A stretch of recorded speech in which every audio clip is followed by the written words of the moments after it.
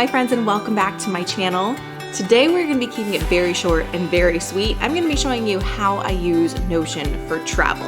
I've been doing a lot of domestic travel this year, not a ton of international travel, probably not going to happen this year, but for speaking, for personal trips, I have been using Notion a lot to not only keep track of some of the logistics of my trip, but also to keep track of some of my to-dos so that I don't lose track of them. So let me give you a sneak peek into my systems for how I use Notion for travel. All right, friends, let's go ahead and let's dive into the travel planner. So this travel planner was very much inspired by Anna Lanks on YouTube. I loved how she set hers up, and I mirrored it in some ways and kind of built my own. But I also took some things out and simplified in some other ways. There were some things in her template that I really just didn't find that I used very much, so I ended up taking them out. But here's kind of what it looks like. We've got the menu over here, my upcoming trips, kind of a fun little widget of Google Map to kind of plan where I want to go next. I am actually thinking about going to Costa Rica for my 35th. I don't know why I decided to say it like that, but that's a fun little widget. And then also a place to plan the past trip. So let's start by looking at some of the stuff that's in the menu. So in the menu, you can see all of the trips that I have entered in here, whether they are potential trips, past trips, upcoming trips, whatever. They're all entered in here. And I'm going to kind of show you each of these elements and what each of these elements means inside of here as we kind of dive into the actual trip planner. There's also a list of countries. So here I've got this organized by all countries. I've got places that I've visited personally, and actually I would really love it. I need to figure out how to add a way to like total up. Card preview. I'll have to figure that out. I'd love to total up all of the different countries that I've been to just so I can see it on this page. And then the bucket list, the places that I really, really do want to go to are getting added under my little bucket list section. So that's the countries. I also have it sorted by cities. Mostly the cities get filled in once I actually have a trip planned to somewhere. Places in those cities. So once I go somewhere, if there are places that I want to go while I'm there, we'll usually add them. So these are all ones from a trip I took to Whistler last fall. And then bucket list. So I kind of am testing out having a separate bucket list of places that I do want to actually go. I also have some potentials listed under here, which I just think it's so fun to see like the different visuals of the different places. And then accommodation. So any places that I've stayed, I've got under here as well. I like to keep track of where I've stayed so I can know if that's like a place I would ever recommend or want to go back to. And then the bulk of this, though, is in the actual trip planner because that has everything important that is synced to the trip planner. So you can see I've got some past trips. I went to Whistler with my friend, almost a year ago now, which was a wonderful, wonderful trip. So you can see my packing list, our itinerary, kind of what we had planned. I went to a conference last fall as well, which again, you can see all of the itinerary and planning going out there. And then I actually just used this, which is what kind of inspired me to share this with you because I just went to a wedding this past weekend. So when you've finally gone to something, you go in and change it from upcoming to past. And when I do that, what it does is it then goes on that main page. Instead of it being in an upcoming trip, it gets moved down to the past trips. But let's actually use this. Actually, I think I might use... I'll show you both. Let's start by looking at the Whistler one. So the one in Whistler was really the first time I'd ever used this. And I put in our accommodation. So we stayed at the Studio Deer Lodge Airbnb. I really, really like this place. I thought it was perfect for just one person. Definitely would have been a little bit more challenging, or was a little bit more challenging with two people. And then when we went, so there's a countdown which shows if you are currently in the date range, like this is currently a trip that you are on, it says you're off, enjoy. If it's a past trip, then it changes to this. And then if it's a future trip, as you can kind of see up here, which these are fake dates, but I will be going to Traverse City for speaking, it tells you how many days you have left until you leave. So that's kind of that countdown property. You can add in the country that you're going to, the dates that you're going to be there, and then also does automatically tells you the duration of the trip, so how many days and how many nights. And then you can go in and you can add tasks. So let's kind of look at a little bit of what's under here. And so under here, we've got some different things, places visited, etc. You've got a packing list if you have any important documents, and then you can put in a Google view of where you are going. And then you can roughly keep track of what stuff you're going to be doing each day. So this was kind of a nice way to like roughly game plan the trip. You can see for the conference I went to, one of the ways I did that one is I similarly have got my here when I went to Whistler, we drove, so I didn't have any airport departure information.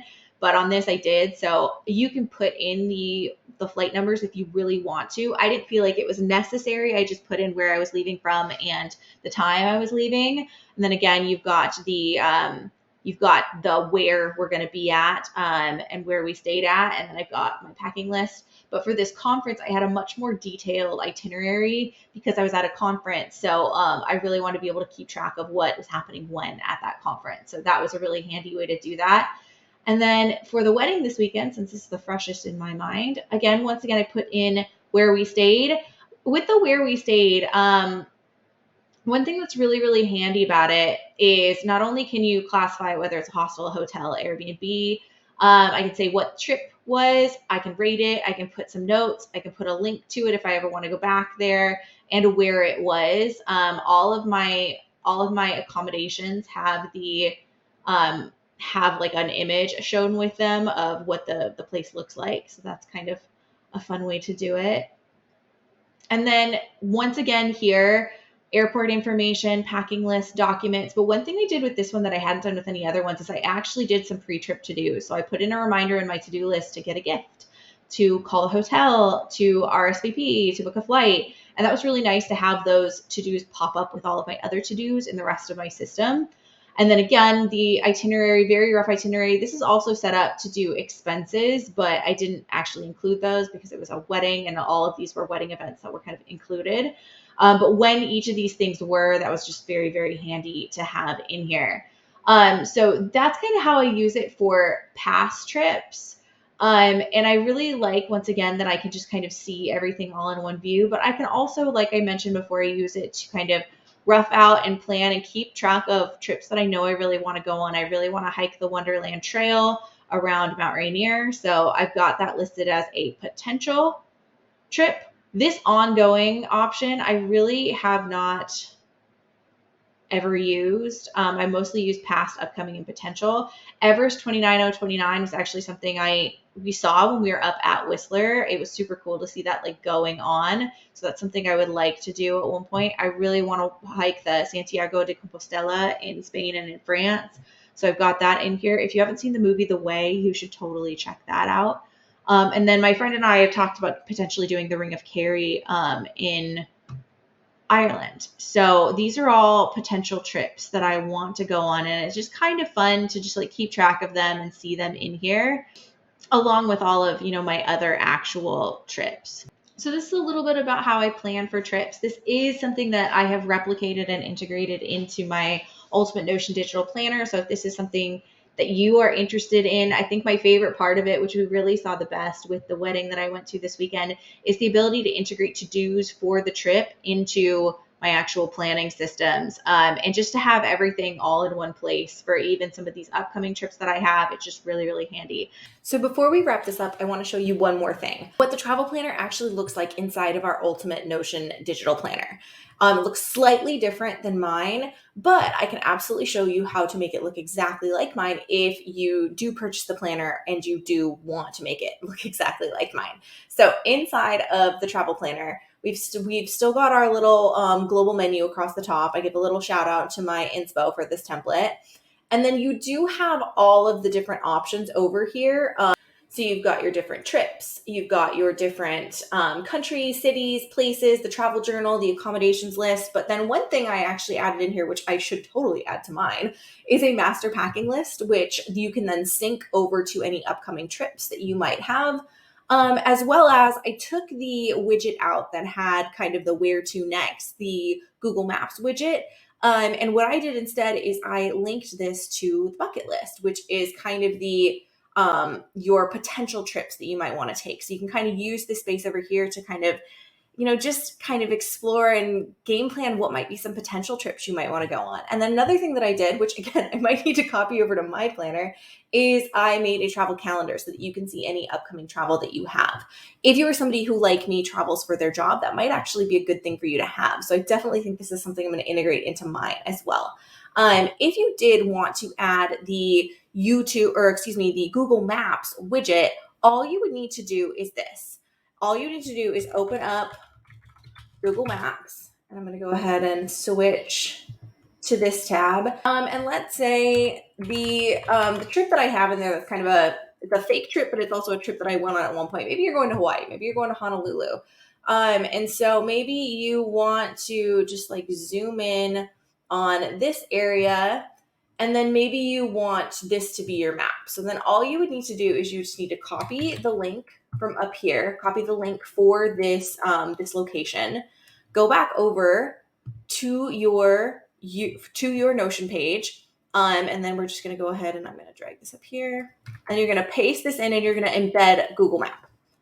And there you go. Now you have the embed, and you can resize it to your heart's content. So if you did want to put the embed into your travel planner, or maybe you just kind of want to use this travel planner as inspiration for yourself, that is what I would recommend doing. And in fact, just to show you how I can make some of these changes to my Notion planner, let's go ahead and let's do that right now. So I'm going to duplicate this tab, and I am going to navigate back to my travel planner so that I can make some of these changes inside of my travel planner. Okay, so the first thing I want to do, since I really don't use this very much, is I'm going to delete my Google embed. And then what I'm going to do is I'm going to pop over here to this potential list, and I am going to copy the link to this view, and I am going to paste it right here. I think instead, though, of having them in a gallery view like this, for the sake of this view, I think what I want to do is I want to change it to a list view. I think that would be a good way to do this. And I think I want the only property to be shown to be what the potential trip I'm proposing is. So now that I've got that, I'm going to go ahead and delete this potential tab. And then what I'm going to do is I am going to add a tab for my travel calendar. So this is still going to be my trips. So I need mine to be inside of here. Perfect. And then what I want to do is I want to create a new empty view, and I want it to be a calendar. And I'm going to call this my travel calendar. And there we go. And again, so this is so handy because then any upcoming trips that I have, I can show inside of here, and I can see inside of here. So that's just going to make it a little bit easier to plan. Obviously, you could also do this by a week view if you wanted, just by going in here and changing it from month to week. That is also a possibility. I just want the bigger picture, the bigger view. So hence me turning it into a month view instead. And then the last thing that I am literally just going to copy over is I love the idea of having a master packing list. So I just copied this over to the other page, and now I can start building my master packing list inside of here, and just starting to list off the things that always come with me. I also personally created a second view at one point in time for my bucket list. I don't ever use that, so I'm going to go ahead and delete that. And there we go. So now I've just made a couple little changes. I also think the other thing that I'm going to go ahead and do is I want to copy my my global menu that I have right here. Copy and sync. I'm going to copy that over to my travel planner. So now I have that accessible from the main page. So there we go. Those are the differences between the one in the Notion digital planner and my planner, which honestly, I kind of integrated them just now because I really, really like some of the tweaks that I made to the one in the Ultimate Notion digital planner, and I wanted them for mine. So that is it. Those are my systems. Again, short, sweet, to the point, but the beauty of all of this is that it's integrated. The tasks are integrated into the rest of my task management system.